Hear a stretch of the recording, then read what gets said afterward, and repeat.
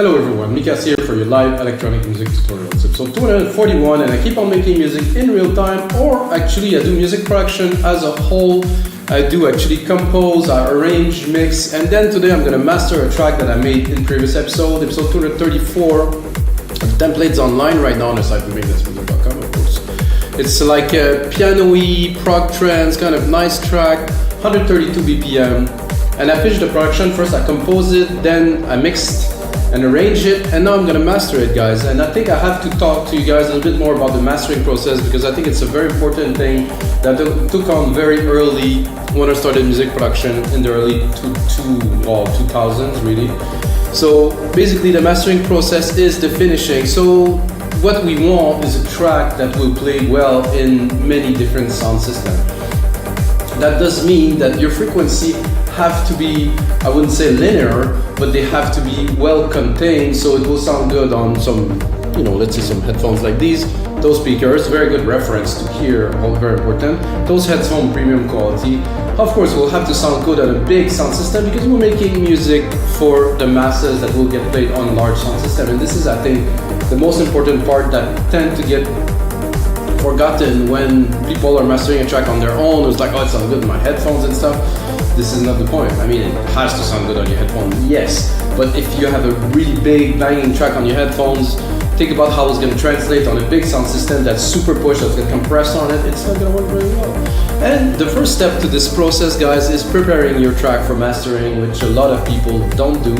So first step I would like to tell to everyone is basically when you do a mix, you have to leave space, and you always mix a track without limiting, maximizing, whatever you may call it, on the out. So you mix a track as flat as possible, you leave some room for the mastering engineer to bring out the musicality in the next step. For you, let's say you're a composer and you also written the track, you arrange it, let's say you've done the whole production work, and then you pass it on to a mastering engineer. You have to think about the person that is coming after you, and this person is gonna know that you leave him some space or not. I have a good example personally. I had a track in 2006 that did very well. It's called Mika Spirit Emotion, Division 7 mix. Very interesting track, very new like in those days, so it was like a very airy, deep, progressive-y kind of thing. And I made it on my sound system. I sent it for mastering, and when I received it I was like, oof, it doesn't sound good to me on my systems and stuff. But guys, it went number one. Everybody loved it. It got played everywhere around the world. It was a very innovative track, but the way I mixed it was terrible. And the mastering engineer did not get back to me. He just fixed it, the way he could. And this was a good lesson to be learned, because when I listened to it, I was like, oh man, this is bad. But everybody else that listened to it on the Resonant Vibes back then and Beatport, wow, they love it. This was a smashing hit. So this is a thing to understand, that you really have to mix. And if you do mastering with someone, you use a mastering engineer, you have to listen to his feedback. So take his feedback on board.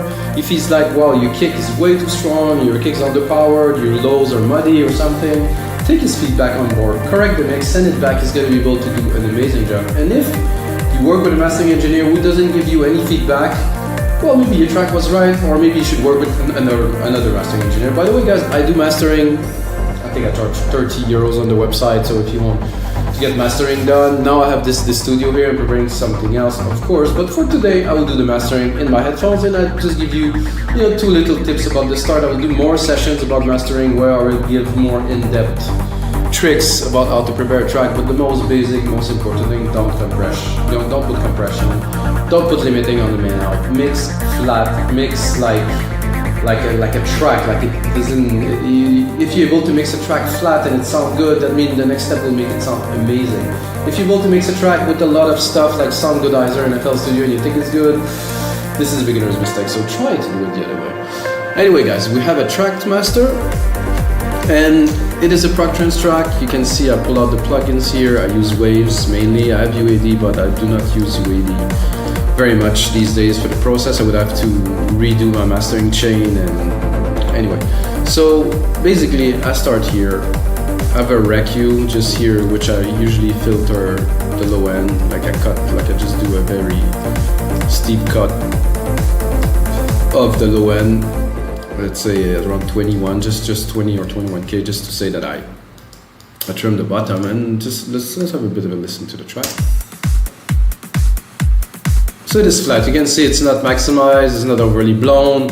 I still have what 5, 6 dB on average, a bit more. So let's listen to this here.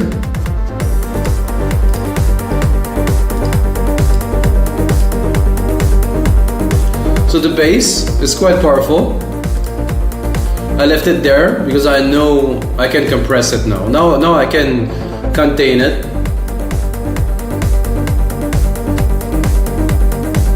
Mid-lows are rich and present. There's a nice little top end thing there, and then I think the piano will come in there.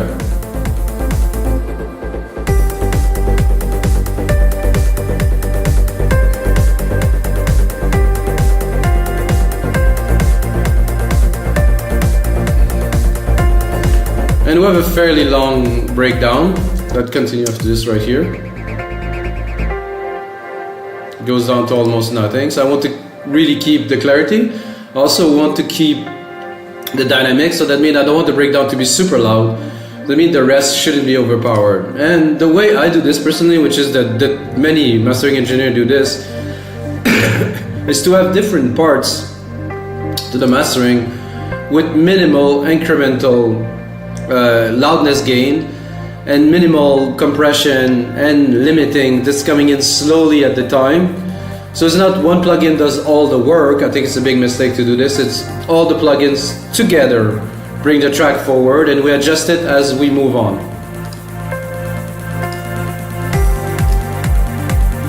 So we're going to come back here.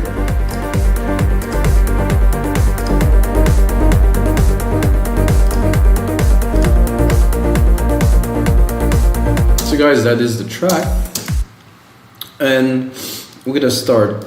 I get a linear EQ there if I have something to correct in my track, because like I said earlier, because I mixed it, I don't need to do this, so we're gonna skip this phase. There's a tube EQ here, which I will keep. It's just a little bit of like a booster, bring a little bit more energy. And the lows, you know, it just brings a little bit of analog in the digital we have, which is most of the time too clean. Oh, I love that part here. Just nice 2 or 3 coming in. So I usually start, guys, with a limiter, just to trim the top. So what I want to do now is just to trim what's really at the top to be able to, after this, apply some compression properly. So if we go in the main part here, could give it a bit more. So with. So another important thing, guys, in those episodes, I leave the master untouched as much as I can. So at first you will hear it less, and as I progress to the chain, you're gonna see it's gonna get louder. So at the end, you will really see the difference between the start and the end. I do have to somehow sidechain my voice to the program so you can hear my voice properly. But other than that, I try to really leave it flat so you can hear the result. And of course, you can get this mastering chain on the site, replicamusic.com. We have plenty of mastering chains, as a matter of fact.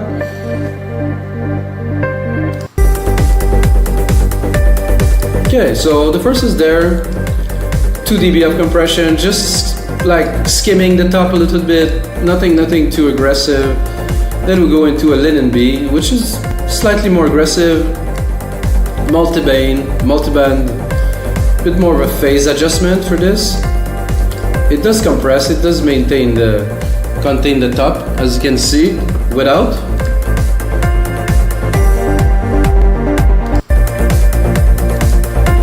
I mean, it is nice, but it doesn't sound so together. When I activate this, it just put it like where it belongs. If something is really sticking out now, I think we're in the right place.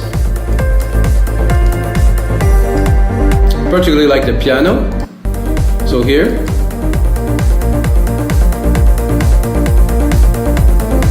Very full. I really like the mid-lows of this and the low. So I'm barely touching the low end here. I think I will even do a bit less. So I'm barely touching the lows. Very nice. Then Well, an API 2500. This is for the character of the low end that I use, so turn it on. Very little. I would say 2 dB max. Less. Oh, am I doing that backward? Okay. So that for me add some body to the track. So without. It does contain everything. It's just a compressor, of course, so this is its job to put everything together, but it does, you know, put everything together and give it like a nice gel, a nice glue consistency. And I know that I can hear in those headphones, which are very good, is the ISN that Audio-Technica does, that the kick in the big sound system will be like doo, doo, doo, doo, doo, doo, doo, doo, doo. You can really feel it. Without, it's there, but it doesn't have this thickness, you know, that we're looking for dance music. I have a console EQ that I might or might not use. Let's turn it on. It's hot and bright. Put the top end, boost the lows. I cannot say I don't like it. I think the top is a bit too intense, so we'll bring it down. Bring it back from the start here. Without. No, I do like the mid gain here. Very nice. 7.2, 7,200. And here 2 dB of gain. The lows at 60, we have 1.4. Very good, very nice. Without. No, I like this. This is just a little touch. Then I have a center, which I do not always use. It depends on the track. I want to hear it on the piano here.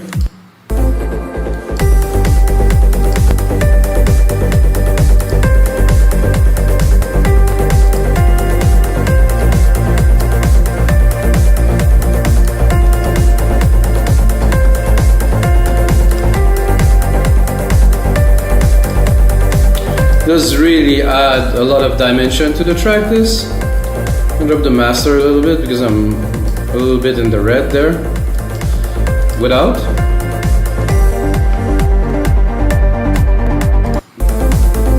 So now I can see here the low end much more toward the center, the high and the punch toward the side, but not completely. If I would really put it to the side, you can hear the effect. No, I don't really like this. Just to have a little bit is okay. Then I can also play here with how much of the side. So this is almost completely mono. And then we can tell how much of the sides do we want. We want to boost it to have maximum volume to the side. Usually I leave the center to 0. Put the side a little bit louder, let's say 3.5. Turn it off.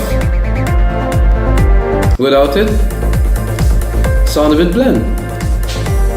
I do not use this always. This is, and then I have a Kramer tape, which I don't use most of the time. This is just a warmer to say if it would be, let's say, a very digital track, you know, without processing, maybe sample based that I have to work on, and I want to bring a bit more richness. I always use this. At this case, it's warm already. You can hear it. Then I'm gonna do SSL, which would touch very, very minimally. See here, maybe a tiny bit more. Let's go into the piano part. Again, 2 dB. This is my rule. 2, sometimes 3 dB at the most of compression, limiting, of altering the program, not much more than 2 dB at the time. So you have consistency, and then the end, you're able to bring the loudness a lot without having to really use like heavy compression. So then I have a second instance of the LinMB, which is an Opto. That means this one is a lot tighter, it's a lot less permissive, and this is the one of the final phase. So I can bring the volume a little bit here, you can see a little bit more. Okay, now I'm at the limit. So this is how you bring loudness without squashing everything. I mean, I have attenuation here, but it's nothing. It's like 3 dB. Without. With.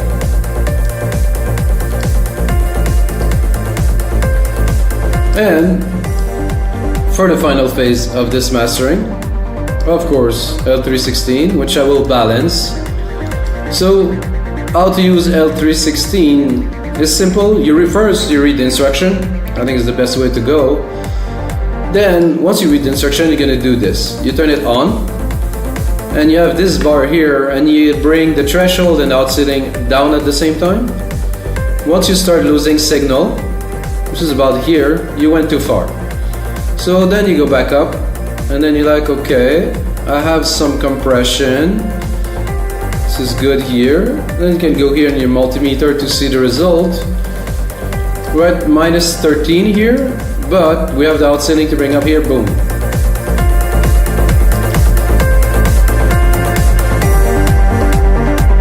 So it is again not heavily altering the program, but let's have a listen to the track now. Oh, wait a second. Let's have a look too at the parts working together. See? Barely working here. Let's look at the LinMB. I think is the one that's doing the most work. Make sure we're not clipping here. Ooh, this 303. The bass is coming in soon too. I want to hear this. And you can hear the kick, how this big, there's a big thump, you know, it's really has this chunk that I know when it's hitting a big sound system, it's gonna be like doom, doom, doom, doom. It really punch. And then the melodics come in. It's like it's building up, and I mean, in a big sound system, you would feel a lot more that you can hear. You can hear this, but it's more, this is just a whole flow of energy that I'm dropping onto people. And then the main bass line just came in now.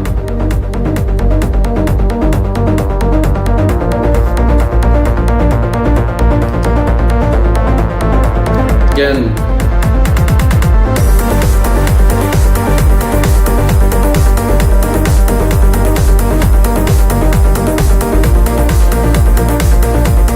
Oh, a little bit of clipping here.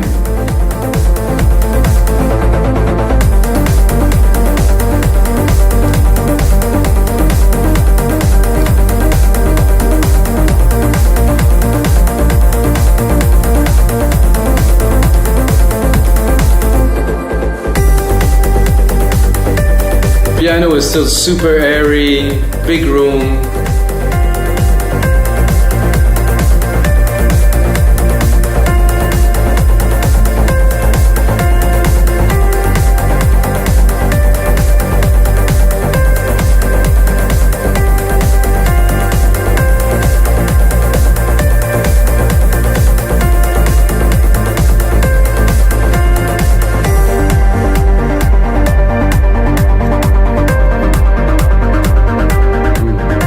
This track, guys. I think I'll release it. I said I'm gonna release a lot of those episodes, guys. I just don't have the time to put into it to build up and to send promos and to do the work. And by the way, guys, I always master 96,000 kilohertz, 32 bits, very important, maximum dynamic range.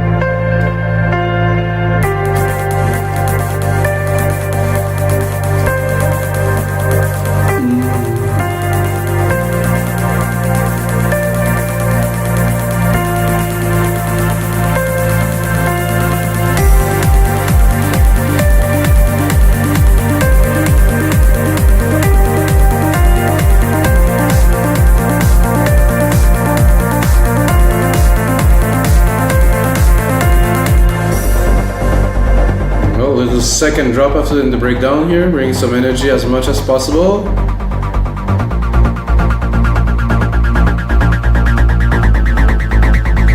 I would really see a singer on top of that would work very well.